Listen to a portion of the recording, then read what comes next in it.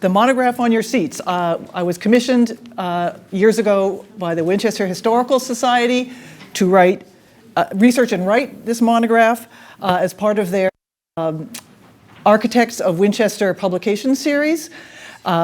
This was actually this was published back in 2007, which I realized was 18 years ago, and kind of unbelievably. Anyway, shortly after the publication of that, I gave a talk on kind of a chronological talk of Coit's life and career here in Winchester.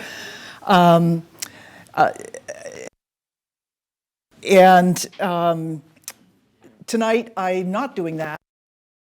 You have that. I will give a brief overview of it, but what I mostly want to focus on are some really exciting new discoveries recent discoveries that contribute a lot to our understanding of Coit's importance to the look of Winchester today, even today. What are these exciting new discoveries? Well, they are a series of 11 photographs that initially taken by Coit's architectural office himself shortly after buildings were built. And how they were discovered was last December, I was on the Winchester Facebook page, and I'm not often there, so this was very serendipitous. I saw them posted, and I looked at them, and they were all, they're kind of sepia and white, I guess you would call them, architectural cards, and they're stamped on the back, so, and identified, not the addresses, but the houses identified with the name of the first owner. So there's no question that these came from his office, and we have nothing from his office, none of his papers, none of, we don't know what all happened to it when he closed his office in 1942, but this is an exciting thing. So I immediately reached out on Facebook to the person who posted them, asking about them and where you got them, and he, turns out, is interested in member of the Stoneham Historical Commission, and he likes to go poking around for old architectural... Melrose, sorry, was that you, Shane? Oh, it's Shane. It was Shane Egan. There he is. Anyway, sorry, I knew it was one or the other. And he likes to go around and gather old photographs, and he found these and posted them for us. And in a local, I don't know how local, I don't know exactly where, an antiques shop. So I encouraged him to donate them to the town archives, which he graciously did. So anyway, these, again, are professional architectural photographs taken by Coit's office. They're all from the 1890s, which was the first decade of his solo career, after he had spent some formative years at the prominent architectural firm of Longfellow, Alden, and Harlow in Boston. We're going to see many examples of residential architecture that be traced directly to his time at Longfellow, Alden, and Harlow, which is a new direction, at least for me. And it was a prominent firm in both Boston and Pittsburgh that was really flourishing after H.H. Richardson died quite early in 1886. I will move to the first slide because I'm sure this is boring. But just a brief recap of Coit's career, brief bio. He was born in 1861 in Brookfield, Massachusetts. His father was a pastor. He graduated from Harvard College in 1883 and then spent a year as the private secretary to the US minister of what was then called Persia in Tehran. And during that time, sometime between 1883 and 1884, his parents moved to Winchester. They had coming most directly from Lawrence, Massachusetts. So he came home from this journey living presumably with his parents. He then enrolled in the MIT School of Architecture for a year program, graduating from that in 1886. Spent his first year as, I assume, a staff architect or an apprentice at another prominent firm, Hartwell and Richardson. I'm looking at Maureen because she knows it off the top of her head. But then, as I said, 3 years at Longfellow, Alden, and Harlow. And one thing I want you to keep in mind is that Coit was very adept. He learned a lot at LAH, and he became very adept in the range of styles that they also gave out, and was able to really successfully work in kind of a combination and a new juxtaposition of several revival styles, not only the Queen Anne, late Victorian Queen Anne, but also the Tudor revival and the colonial revival styles. But he did do 3 important public or non-residential buildings in Winchester. The earliest one on your left is the Winchester Boat Club, which was completed in 1901. Now, maybe you all know, but the boat club was an outgrowth of the Shushuga Canoe Club, which was a group of gentlemen, Coit included. He was one of them who liked canoeing and boating on the lakes. Decided to kind of professionalize, I guess, or up their game, and when they changed their name to the Winchester Boat Club in 1900. And since Coit was one of the founding members, and he was an architect, and the other people were also kind of movers and shakers in town, he was elected to design it. The other 2 public buildings are quite a bit later in his career. On your right is the first Congregational Church addition from about 1926. Coit worked on this with another architectural firm called Allen and Collins, and he also was a member of this congregation. So I guess there's no surprise that he was also called upon to join with them. This, I think you can see, is, and he's taken pains to integrate it with the original building, with the kind of rough stone on the lower floors and then stucco above, but he's definitely designed this in the Tudor Revival style with most of the half timbering up on the, I guess that's story, the small peaked dormers, and a little hard to see in this photograph, but the main door to the addition comes to an arch, like a kind of a Gothic arch. And then, I don't know if you know, but he did the Winchester Public Library. This was quite late in his career, 1932, and again, it was with another firm, Killings and Greeley, who were more experienced specifically in designing libraries. But no surprise to learn, Coit had been a trustee of the Winchester Public Library for 10 years, and so of course he was also in on the ground floor of this. This, like the First Congregational Church edition, owes a lot to the English church tradition, with its kind of horizontal massing and the rough stonework, and also I would say also does have some affinity with H.H. Richardson himself. So those are the public things in Winchester. He did a few other things. It's gone now, but there was a town hall for the town of Burlington, but generally his practice was residential. The other main thing that people know about him is he does, as I said, he moved with these movers and shakers. He designed their, well, I guess we call them mansions,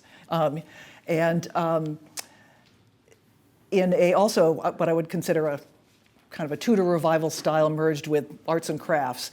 Herman Dudley Murphy, this house is on Highland Avenue. He was a very well-known artist and picture frame maker, his house and studio. That's on the left.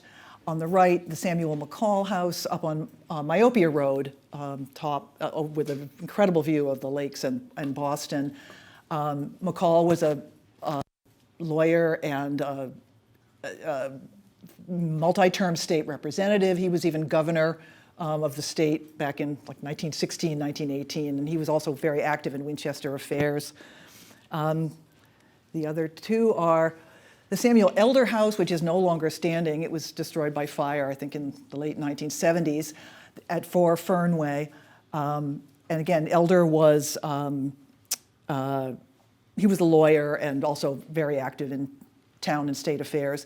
And then the fourth part of it, because it sprawls across the top of Myopia, as the Jerry Downs house, and it's about 10 years later. It is about 10 years later than the other ones. But again, you can see this kind of Tudor revival being used for these very large mansions and for prominent Winchester citizens, and they're all they have many similarities. They're clad in stucco. They have either brick or stone, significant brick or stone porches.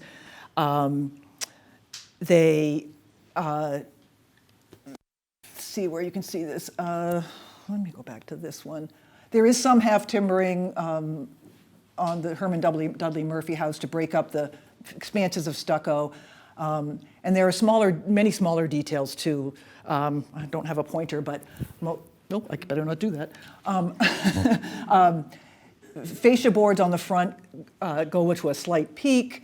There are chamfered purlin ends.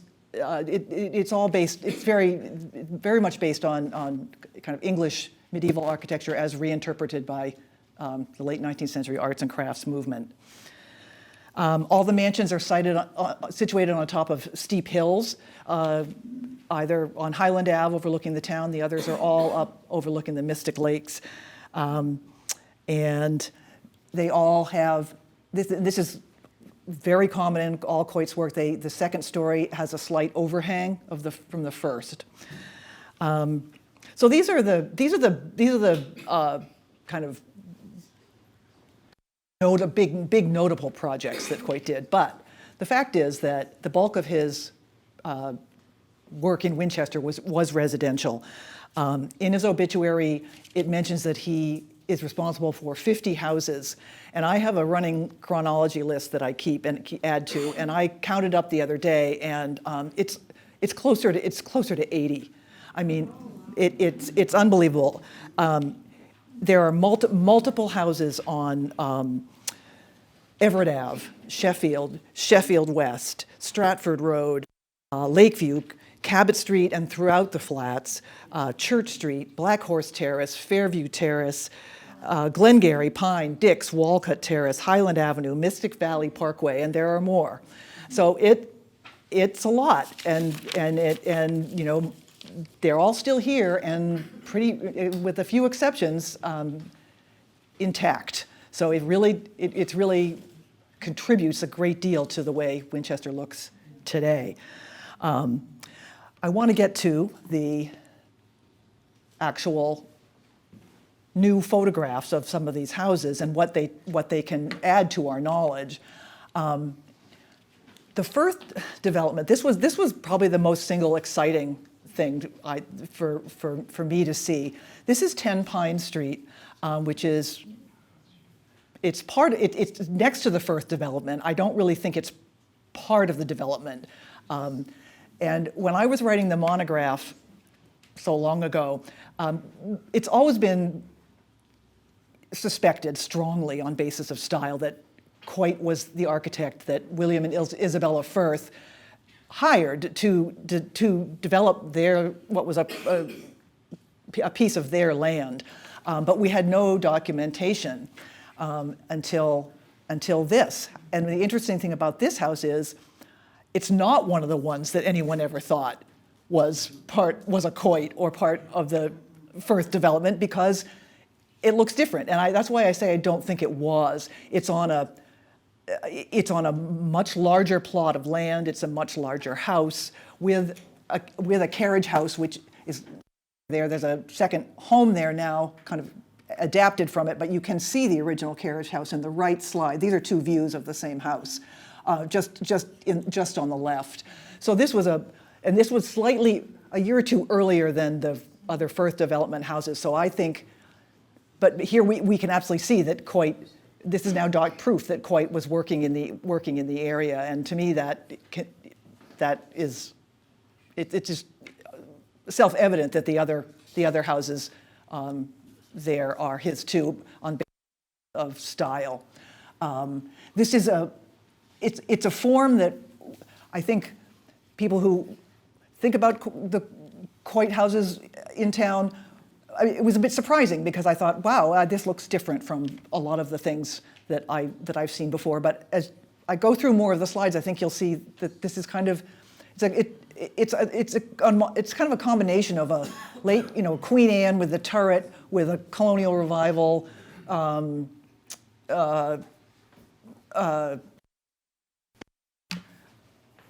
base is the wrong word. The central size, the central core of the house. These are all the houses people say that they love when they say they love Winchester architecture. I wanted to just look at some of the Firth development houses now in a new light because, I always knew they were Coit. I can find you many other examples in town of these kinds of designs in different sizes, and you can see this one is more. This is the center entrance, more colonial, if you will, except for he's got except for in some of the details. The one on the right is a very common style where you've got the main house with a perpendicular gable coming out with a slight overhang and a bay window underneath. On the porch, there are kind of curved Gothic dividers. So it's what I think it's a very successful amalgam of the revival styles of the time. This is an old and new photo of Pine Street, and these are, by the way, I just wanted to really take a close look at the Firth development because I was not able to do that in the monograph because it was not documented. This is 5 Pine, and you can see how little, other than some colors, it has changed over time, and how it's kind of a slightly larger version of the one we just saw on the right. This is also Coit. Okay, this doesn't really scream arts and crafts or Tudor revival. It's more colonial revival, and it's hard to see in some of these photos, but you still have the overhangs with the bay windows underneath. You have some decorative brackets in lots of different places. So he's picking and choosing different styles, and I think combining them really very successfully. No two houses are the same in this development of it's like 10 or 12 houses. Another two. These are two different ones. Again, lots of these brackets, some leaded glass windows. That's another feature that he likes to use for accent windows. This double gable, this is on Glengarry. We see in several of his other houses around town. And finally, 11 Pine, also, I don't know how old this photo is, but again, they just still look the way they looked. The topography is, we've got more trees and things. And the other thing I wanted to say, kind of in appreciation of the architect, is that this is, anyone who walked around there, it's not the easiest site to develop. It dips down and around, and these were small lots, and Coit did a really, and again, this is in the 1890s, so still early in his career. He really did a masterful job of placement too of these houses.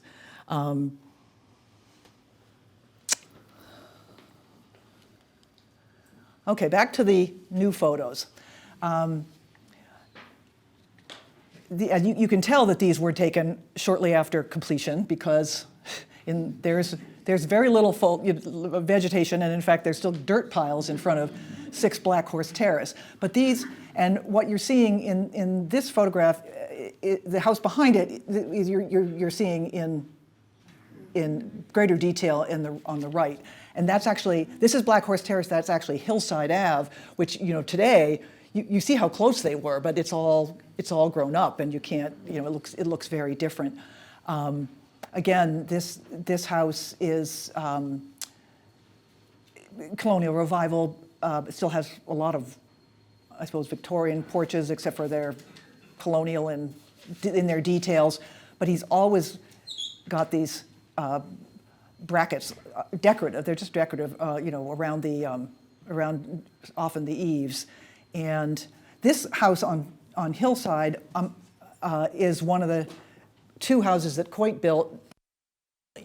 And this one is not quite so much changed today. The other one really is. I also just love that you can kind of see behind the one on the right to, I think the one right behind is another Coit house. That is obviously an earlier, more Italianate house. One thing that I wanted to show, this is across the street. This is 3 Black Horse Terrace. You can tell this is also by Coit. So a lot of the times we'll get confirmation about one house, and then when you look around, you see that he's clearly done 2 or 3, in this area. And so that's been fun for me to kind of discover. Moving on to Cabot Street and the flats. This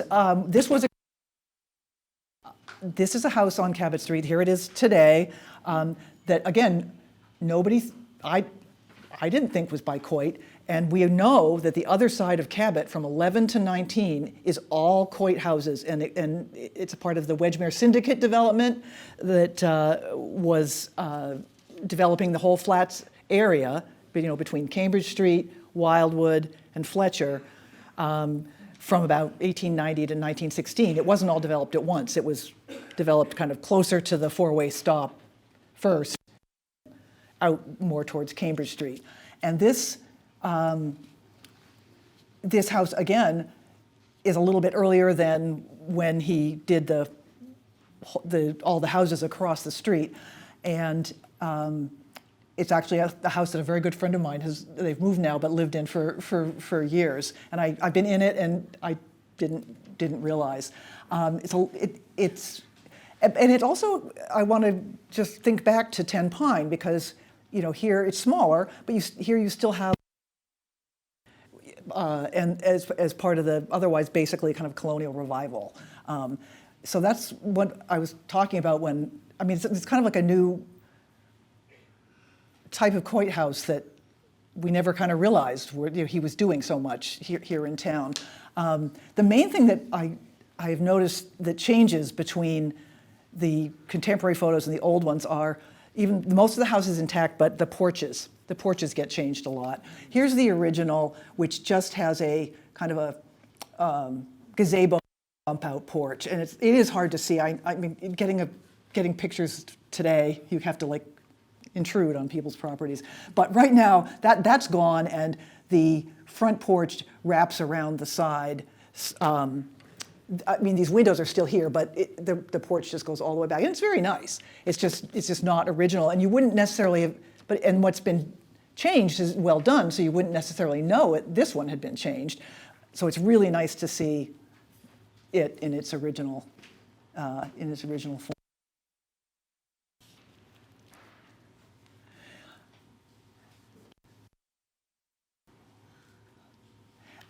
Here's the same Cabot Street house, and I just wanted to bring back the Pine Street house so you could see the ways in which, it does, they do relate to each other, although this one's obviously, This is plenty big, don't get me wrong, but, on a smaller scale, how he's playing and combining with these different architectural elements. So they don't look cookie cutter. They never do. It's 2 doors down from the one we just looked at was a real surprise. This is it's a relatively recent photo. This is how it looks, and this is how it was,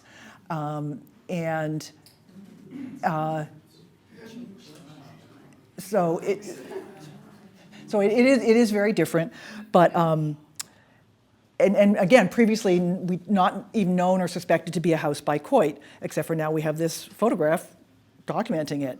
And again,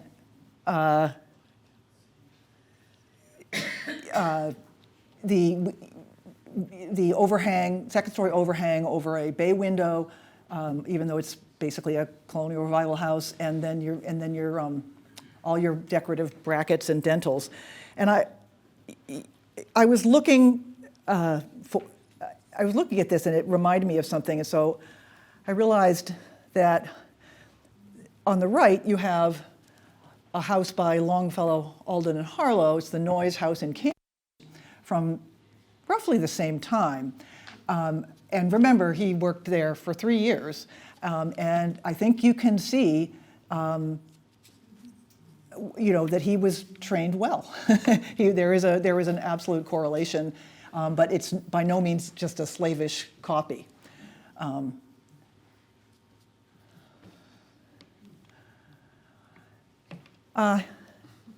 The Henry Ordway house at 22 Myrtle Street, then and now.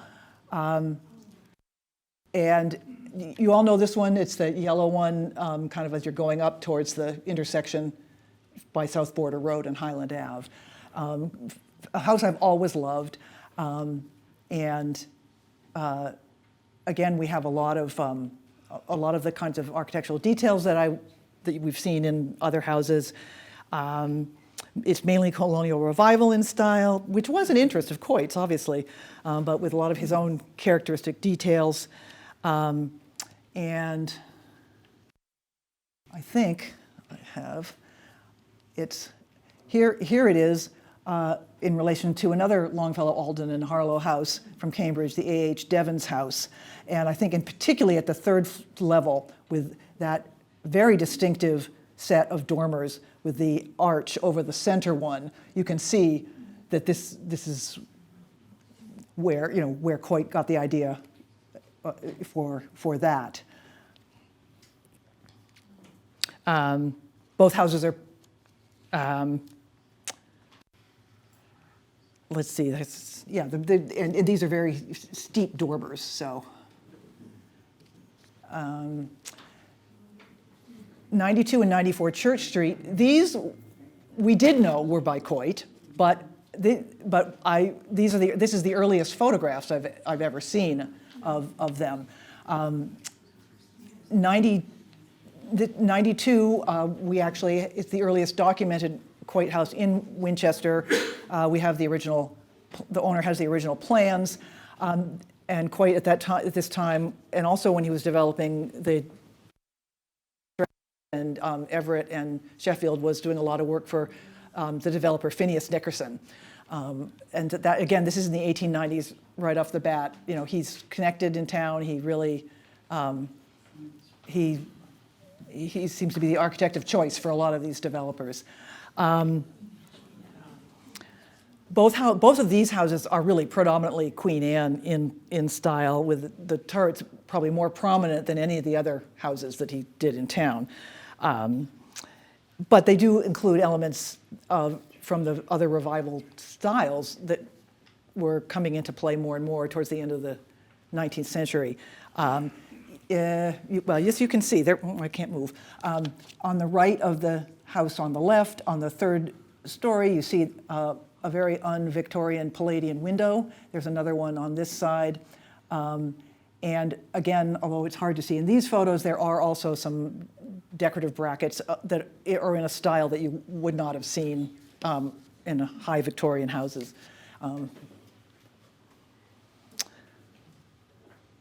And just one more comparison with, oh, sorry, I've got these are, and then the other photos that were, here we go, there's another, yeah, here's another, this is better. There, these brackets, there's more over here on the underhang.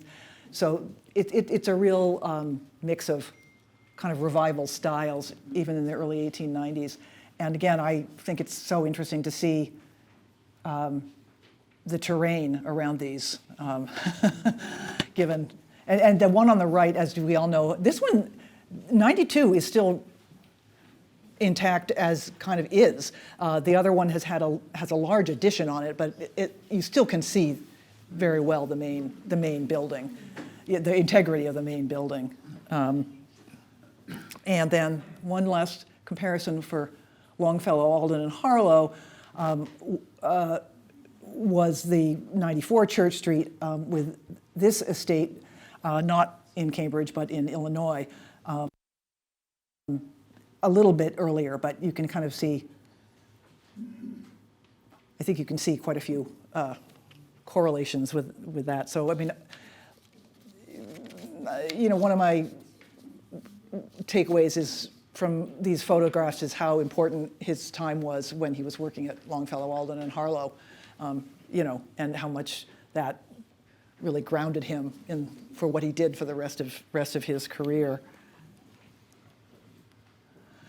This is not one of the old photos, but this is a new discovery, and it's right across the street from 92 and 94. It's 93, and I've always known it was a Coit house, but couldn't prove it. It's typically, I mean, it's very much, you know, the Tudor revival, huge. But a few years ago, I can't remember the exact date, Ellen Knight, our own Ellen Knight, discovered a Boston real estate ad, which pictured it with text identifying Coit as the architect. And I just wanted to put it in, so it is still a new discovery, even though this photograph isn't one of the ones we just acquired. And it was for sale in 1919 by Phineas Nickerson. So again, the Nickerson house. And I just want to read you a quick quote from the real estate jargon of the day. The very name Winchester connotes the ultimate in distinctive homes in this splendid example of Elizabethan charm and simplicity. Robert Coit's genius as an architect has attained a rare perfection. And the other thing that's really worth noting about this is that, you think of that, this is one of the most prominent intersections in Winchester, and 3 out of the 4 houses are Coits. Yeah. So it's kind of cool. The last of the newly donated photographs is on Central Street. Oops, we didn't get a... Oh yeah, that's right. I guess it was moved. This is on the corner of Central and Norwood. Okay, and one reason you wouldn't suspect it to be a Coit house today is because this one has been altered, and a long time ago, but also fairly recently, and it just always looked kind of wrong to me. But here it is in its original form, which is lovely. And I think is by now hopefully immediately recognizable to you all as one of Coit's preferred types of designs. And yeah, and it also it resonates with some of the other houses we've seen tonight. And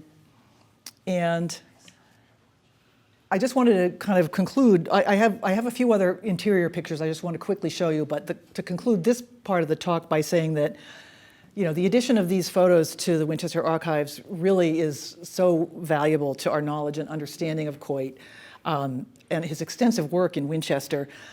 I mean, the photos of already known Coit houses give us really early views of them, you know, right after they were built, and the photos of previously unknown houses obviously provide valuable documentation that Coit was the architect first for the Firth development, and give us new insights into the varied architectural designs that had their origins in his tenure at Longfellow, Alden, and Harlow. And I do want, I'm sure you're ready for me to be done, but at the end of my first talk 18 years ago, I added some interior photos which I had taken myself in my research. I was able to contact owners of Coit houses and get into a lot of them. People were lovely.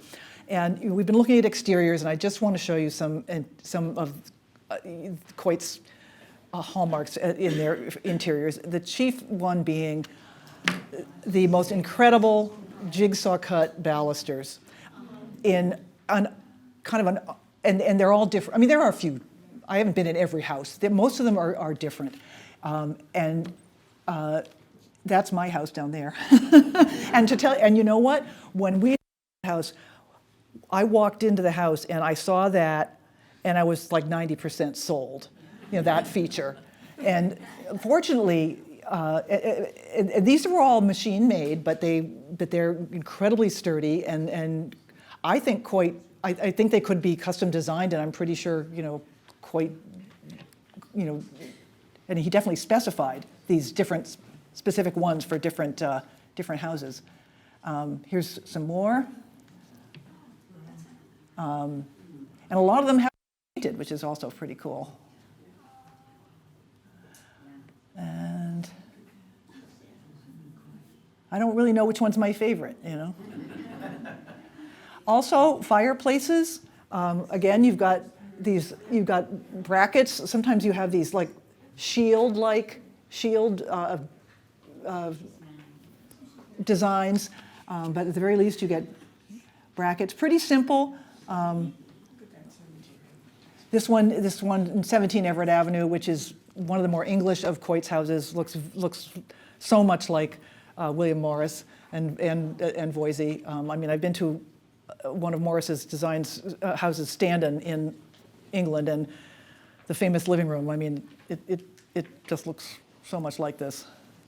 The other thing is, most of the doorways to the rooms are your typical, like this. But he often has these pointed arch inner.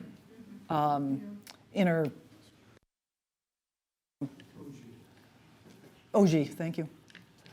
Some more fireplace. And then just finally, these show various examples of his use of Mercer tile, which is, Henry Chapman Mercer is arts and crafts tile maker from Pennsylvania, who wanted to revive, like Morris, but in textiles and fabrics, but in tile, revive the old, medieval or Tudor qualities of tile. And so in some of Coit's houses, we find that. And that is it for me, but before, thank you. I noticed that if you compare the new with the old had more porches, much porches. Now, first, would you agree to that? And then, is it indicative of people spending more time outside than we do now? Oh, I think people spend their time out, not necessarily, but they spend their time outside now maybe differently, in a certain way. I mean, there was no air conditioning, right? And so people, I'm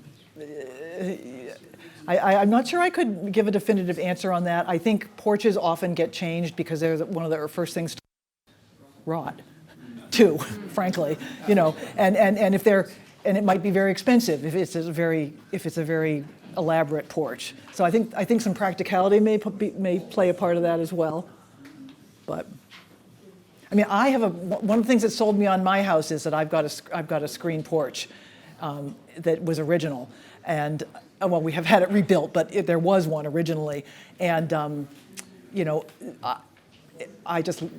it's one of the highlights to me to be able to, and we've glassed it in so it could be 3-season too, but it's one of the highlights of the house for me.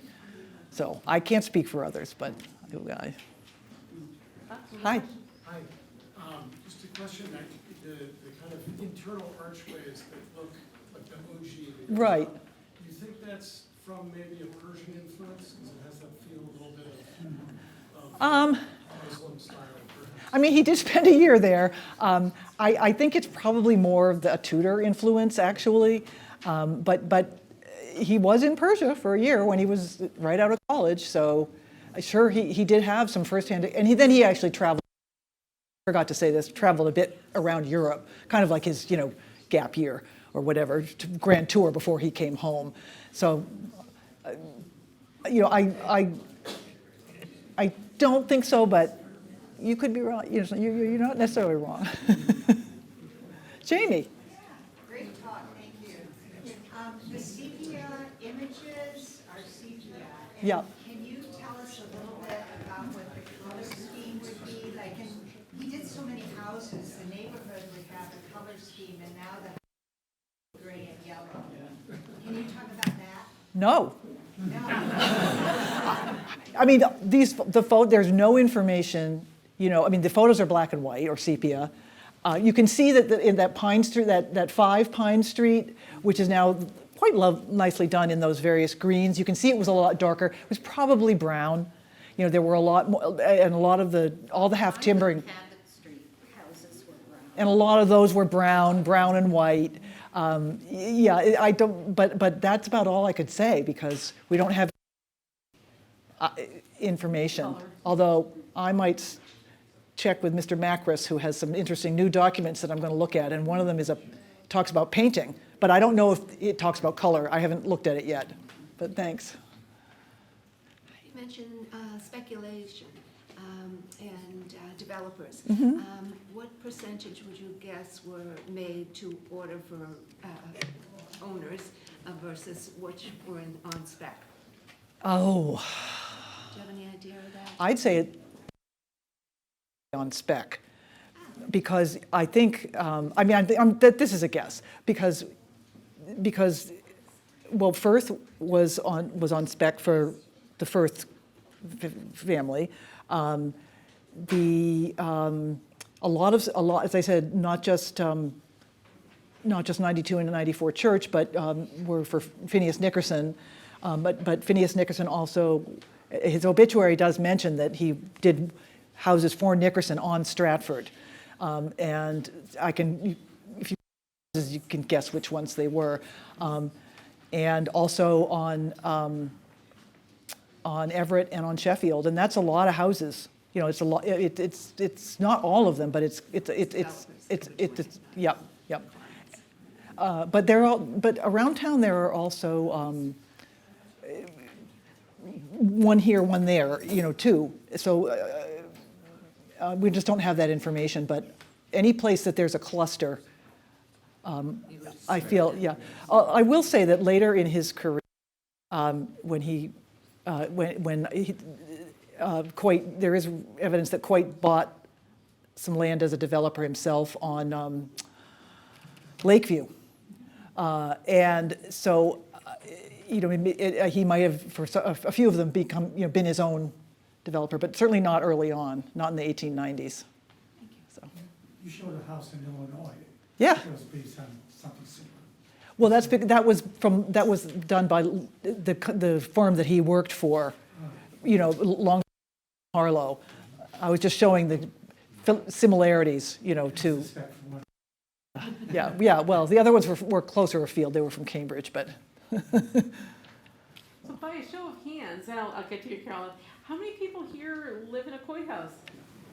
Oh my God!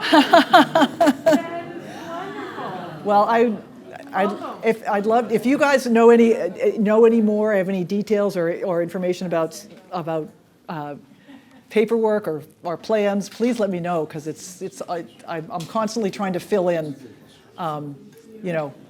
what I know. Thanks. Yeah. Carol. Do you know how many people were involved in this firm Coit? to design all these houses? Well, he was a solo. He did not have a partner, but A lot of workers. well, yes, I'm sure he had younger associates and draftsmen, but he was not in a partnership, an equal partnership ever with another architect, like Longfellow, Alden, or Harlow was three of them, architectural firms. They list all the partners. Ever him. Impressive. I'm sure he didn't do all his own drafting. Ron?